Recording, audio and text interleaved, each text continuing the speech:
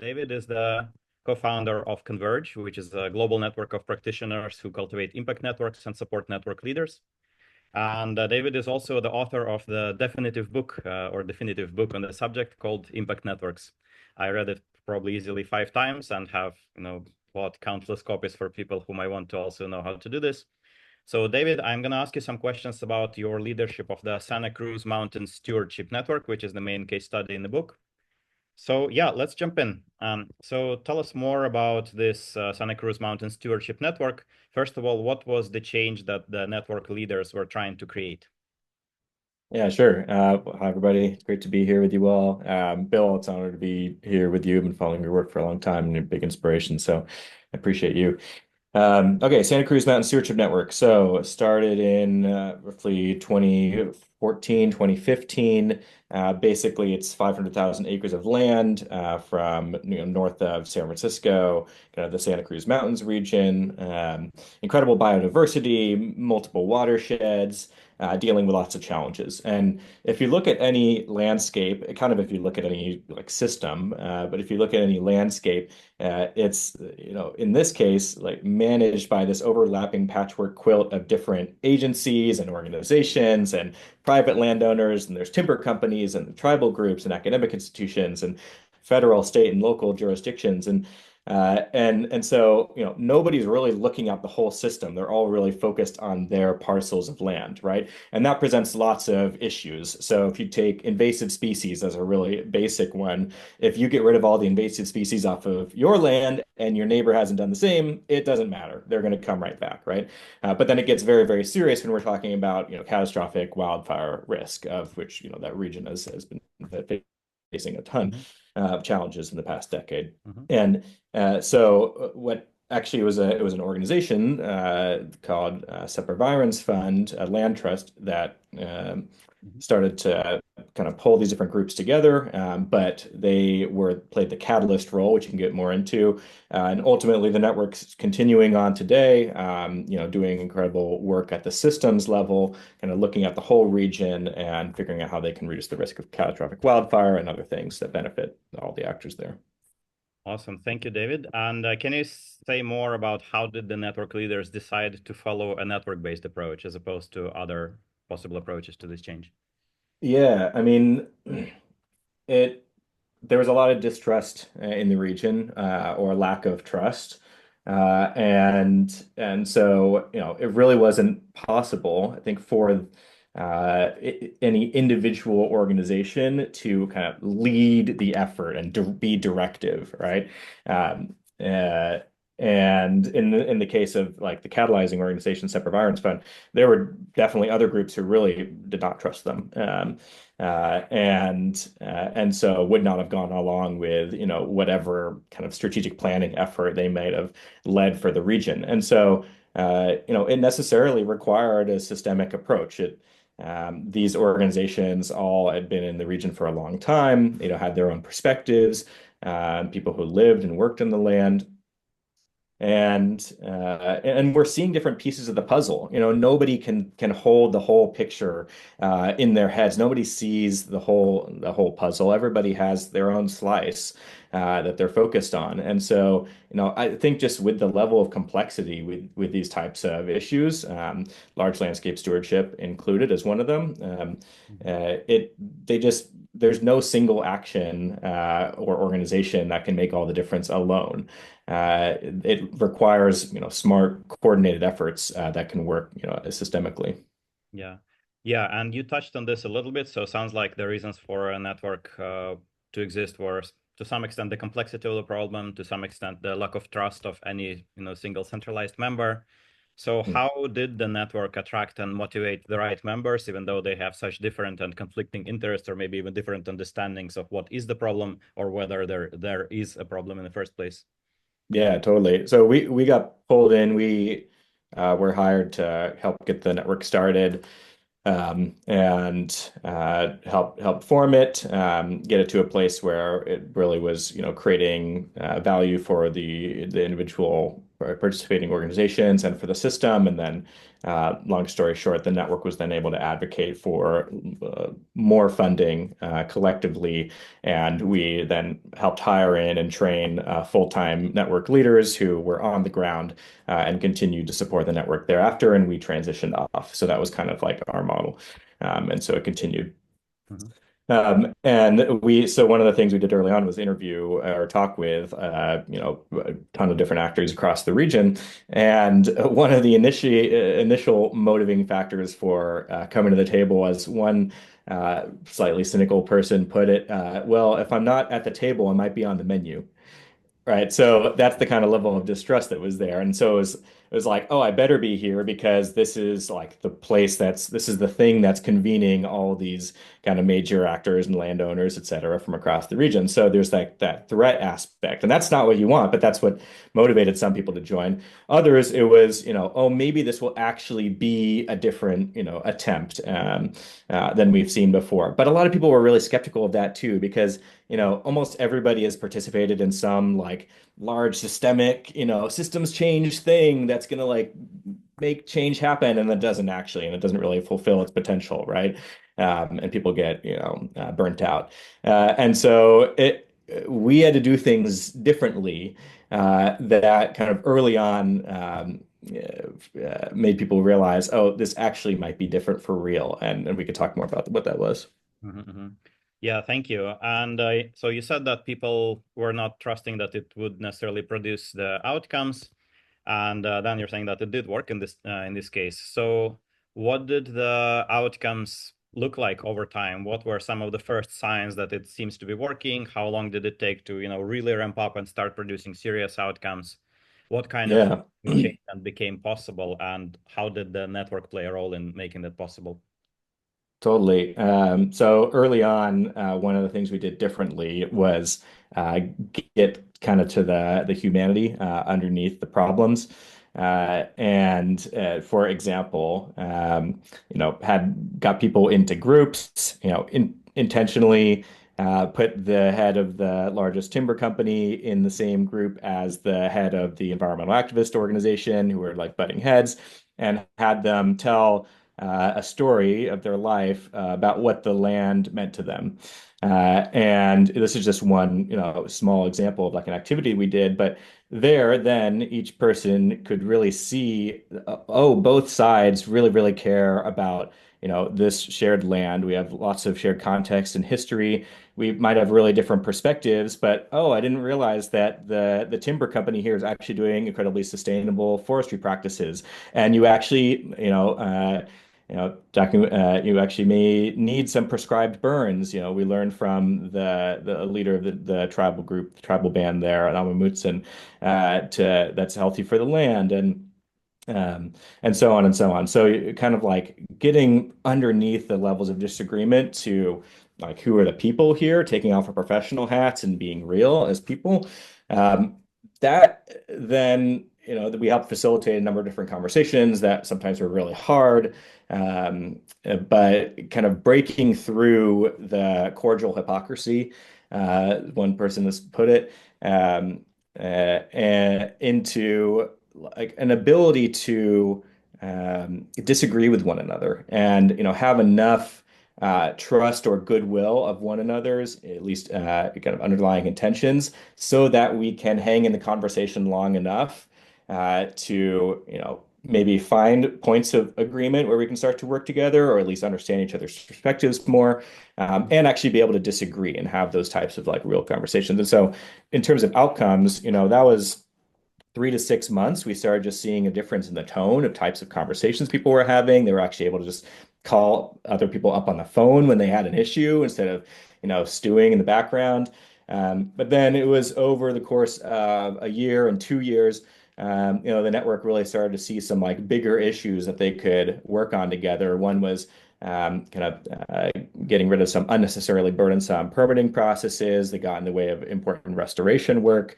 The other was the catastrophic wildfires, and started doing some like really big projects together. And those kind of started to ramp up after a year and two, and then got funding specifically for those, and continued on and on. One of the things we did for for funders in particular was we actually did social network analysis. We basically just surveyed everybody in the network of like who you're connected to, what type of communication are you having with each other, and are you coordinating with one another or collaborating with one another? And you can actually show then, quantitatively, not just qualitatively, that the connections across the system are proliferating. And from point zero to point one, from 0 to 6 months or 6 months to a year, um, before those really tangible outcomes start to emerge, that you can see the endpoint.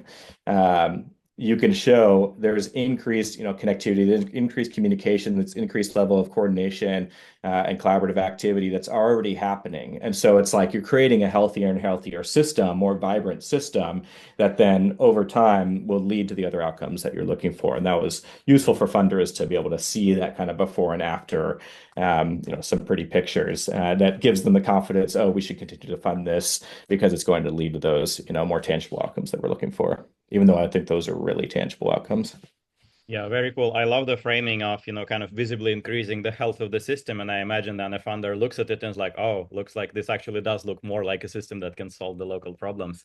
Mhm. But before you had gotten to the state where you can prove the effectiveness of the work in this way, how did you sell this to funders in the first place? What parts of this actually needed to be funded? And how did you, Yeah. what made, push the funders over the line? One of the things we did early on was kind of the end result of an initial 6 month process was a collective memorandum of understanding, which was not legally binding, but it was written by the first 20 participating organizations that said, here's what we're seeing is happening in the landscape. Here's what we think is important, and here are some things that we want to act on. And they all signed it. And it was like a pretty big deal that these really different organizations were coming together and having that level of kind of shared agreement on something and clarity of the intentions of what they would do going forward. And so with that, and with a group of network members that we helped to coordinate, uh, basically wrote like a proposal for more funding Mhm. as the group of 20 organizations. And that's really, really different than a single organization coming in and saying, here's what we want to do, or we're going to try to, start a collaborative effort. Funders talk about wanting to see collaboration in the grantees a lot, but don't know how to get there. And as Bill said, they often try to control things, which get in the way. I've seen a lot of network efforts like controlled by funders that don't really work. The funder can be the catalyst and the convener, but not the coordinator, not the facilitator, and they can't direct the outcomes. They need to let the people actually figure out what they think can and should be done together. And so we did that. We let it be totally emergent from the participants. We just supported and created the space so that they could discover and clarify what they want to do together. We didn't know what should be done in the region. We were just there to support them, and they clarified that in that document and in a follow-up proposal. And so that was really compelling to funders. Yeah, Yep. very cool. Thank you, David. Last question, and let's keep this one a bit quicker. Can you say just a few words about what did it look like to actually operationally run the network? What activities were, what did you do as the convener? Yeah, talk about different roles in network leadership. There's the catalyst who brings groups together in the first place, organizes convenings and conversations. Then there's facilitators. So we were the facilitators and eventually hired that in.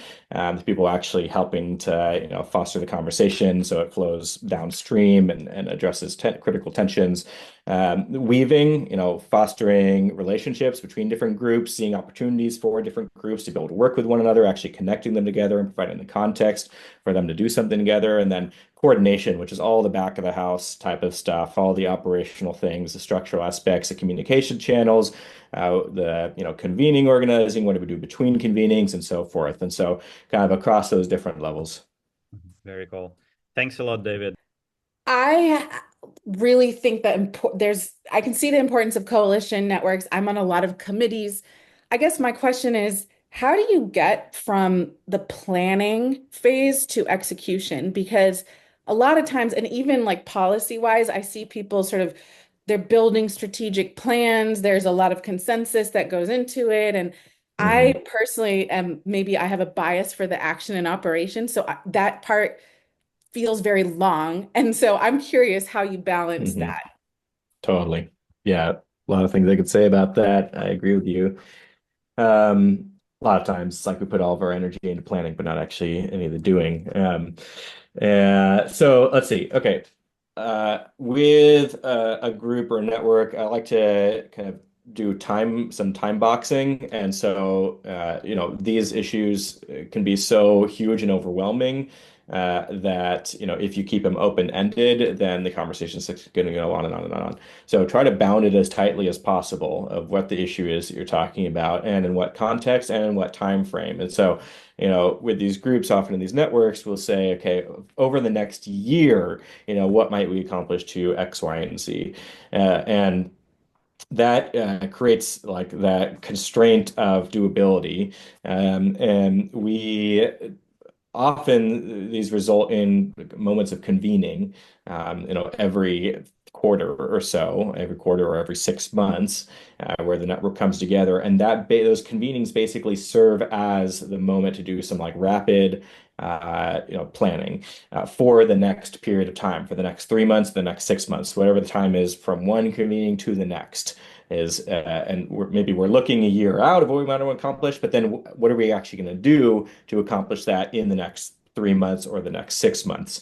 And then, break it down into specific roles and responsibilities, get very, very concrete. And then it's the interim space in between those convenings where the action happens, the doing happens, and we come back to the convening. The next convening is basically that's kind of like your time frame for reporting your progress, getting input from the network, iterating and then going to the next 3 to 6 months. And when you reach the end of the time period, then you maybe start that kind of planning process again.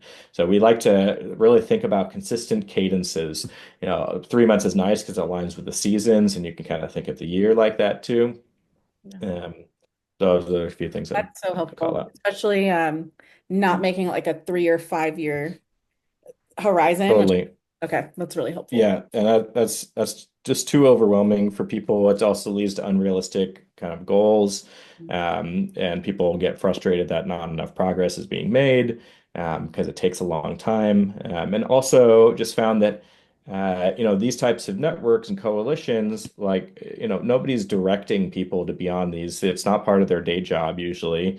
And so they have to be able to commit to it realistically, and having something that is like a reasonable commitment, 1 year, people can say yes to that and then be really, in for that year and then reevaluate their engagement for the next. Cool. Thank you. Yeah. Amazing. Megan, Laura, any questions from either of you? Otherwise, I'm happy to toss one into the pile. I do. Oh, sorry. Go ahead, Megan. You go first. You Yeah, go both. first. Because I'm gonna close my door anyway, so I'm listening while I get up. Okay, sure.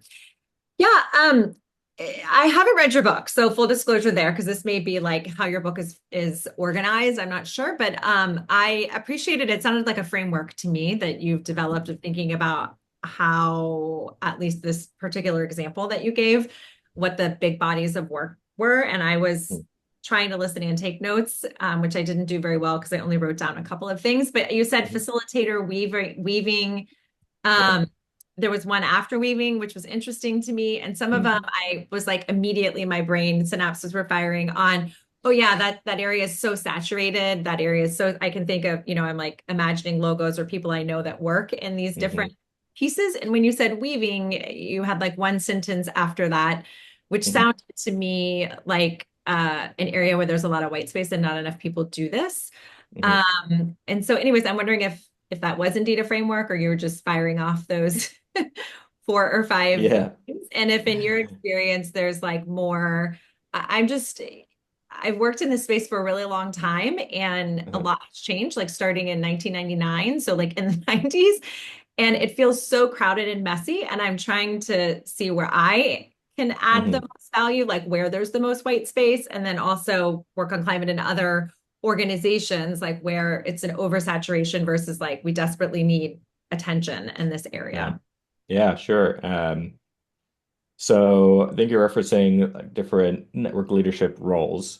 The four I named were catalyzing, facilitating, weaving, and coordinating. Um, that that is in the book, and drawn not just from the Santa Cruz example, but ultimately I worked on about 60 different impact networks, and then interviewed dozens and dozens more people who have done this work for a long time. So the benefit that we had as consultants was like seeing lots and lots of different networks across the world, and then seeing the common patterns that arose from them, and that's kind of where some of these practices came from. So in any case, um, the weaving piece is really about like seeing where there might be points of connection between people, helping to make those connections, recognizing sort of the space between, not just focus on the individuals or the individual organizations, but like what connects us. And so you can imagine the act of weaving, actually like weaving the network together, creating this connective tissue. I've spoken with a lot of people who kind of have said to me excitedly, you're describing something that I've intuitively been doing for my whole life, but didn't have a word for it. And it wasn't a specific role for it. And so, part of our work in kind of raising up the profile of network leaders is to say this is a really important role and it should be resourced and it should be supported. Yeah, thank you. That's helpful. It sounds to me just like a more active version. I was imagining in my mind the how crowded of a space it is for people that are convening, which feels very passive, like you're just throwing people on a Slack channel or in a WhatsApp or in a room. But weaving sounds very active and like somebody is stepping up and taking responsibility for forming those connections and nodes. Exactly. And then I think, everybody sees facilitators, but the type of network facilitation is it really leans into emergence and supports the participants to recognize what they can and want to do together. It's not directive facilitation. And then the coordination is something that's also under kind of appreciated, under resourced a lot, I think, is like there, just enough structure. You need some structure, not too much, but just enough structure is actually absolutely critical. And there's a lot of back of the house thing. I was a coordinator in lots of these different networks, and there's so much work behind the scenes that people don't see, but is really critical infrastructure. Thank you. Yeah. Laura, over to you for your question. Yeah, I actually wanted to hear a little bit more about that infrastructure that you just mentioned. Like, what does that look like in very practical ways? Yeah. There's so much technology now. Sorry, I'm gonna turn off. My daughter is screaming. She's homesick, so I'm gonna turn off my sound. Yeah. So let's see what's involved in coordinating.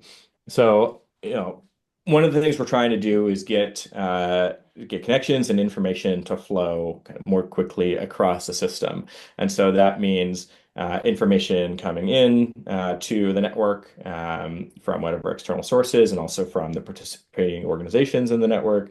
Somehow making sense of that information, sharing that information back out to the network, and helping information also flow across from person to person, organization to organization, without having to go through some central entity and without having to go through some central hub.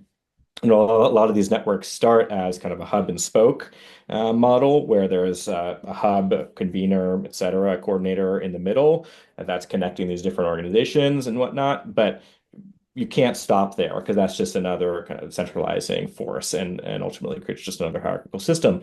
And you need to then move from there to what's called a multi-hub network, basically many connections flowing and whatnot, work happening, information flowing that doesn't go through that centralized entity. And so that's where we're trying to go. That's kind of the point of the process. And so what types of things you need for coordination? Well, in terms of the moment of convening, there's lots of logistics and whatnot around convening. I don't need to go into all that. But what about all the things in between convenings? Well, there's, what's the kind of the platforms that we're going to use to communicate with one another? Not just Zoom, but kind of Slack, et cetera. Are we setting those up and priming those correctly so that people know what channels they're supposed to ask certain questions in? Are people actually kind of trained and supported in using those platforms? A lot of times platforms exist, but nobody uses them. And so what good is that? are we tracking different pieces of evaluation? How are the connections evolving over time? Talked about social network analysis and the other things that we want to track. Um, uh, the like supporting individual participants, kind of onboarding as people kind of enter the network. There's a lot of history and context they need to know. There's maybe some information and systems they need to be aware of. So onboarding is a really key part of it. Offboarding also key. People are going to shift their engagement at different times, and that's normal. The goal is, this is a really important point. The goal is not to get 100% participation at all the time. It's actually kind of the typical distribution is like at any given time, there should be about 20% of people who are leading or really actively engaged, 40% of people who are participating and like partners in the effort, and then another 40% of people who are kind of like connected, but sometimes MIA, they're getting the information, etc. That is great. That's okay, right? And so it's like normalizing that people are going to come in and out of different levels of engagement. But it's also important to clarify kind of what level of engagement are you signing up for over the next period of time. So at these consistent, moment like cadence that I was talking about, over the next time period, what's the level of engagement that you're kind of signing up for, and that maybe then informs the different ways that you're going to be engaging. So the coordinator is kind of at the center of this whole thing, just like, a lot of herding cats and like individual messages to, because people often don't check the group chat or whatever. So like individual messages to make sure people are doing the right things and aware of what's coming next and primed and the information that they need and so forth. And so there's just like endless logistical things behind the scenes, but that's a few. Amazing. So David, thank you so much. I know we're at time. If enough people want to stay around for another few minutes, I can take notes for another few minutes, but if you need to go, also feel free to hop off. David, do you have another few minutes? I've got one I could stay question for a I'd love couple to minutes. ask. Yeah, sure. Simply, you've done a lot of amazing work building networks over the years. You've seen a lot of, I imagine, the same mistakes made over and over. Are there certain things that if you could take out your bullhorn and say like, these are the pitfalls, you can avoid them, what would that look like? Yeah, for sure. One is the endless time commitment, endless time bound that I mentioned before. Another is the convener or the catalyst, which sometimes is a funder or foundation, trying to direct the outcomes before people have a chance to actually, identify them and themselves. Um, Another is lack of role clarity, lack of like accountability and responsibility. A lot of times these networks can be really good at identifying what needs to happen, but then struggle with the how, and that's because people are coming together, relatively speaking, as equals without kind of the power dynamics where people can delegate work to others and hold them accountable. And so that sometimes means that there are great plans that don't get executed on. And so an idea is not a good idea if it can't be done.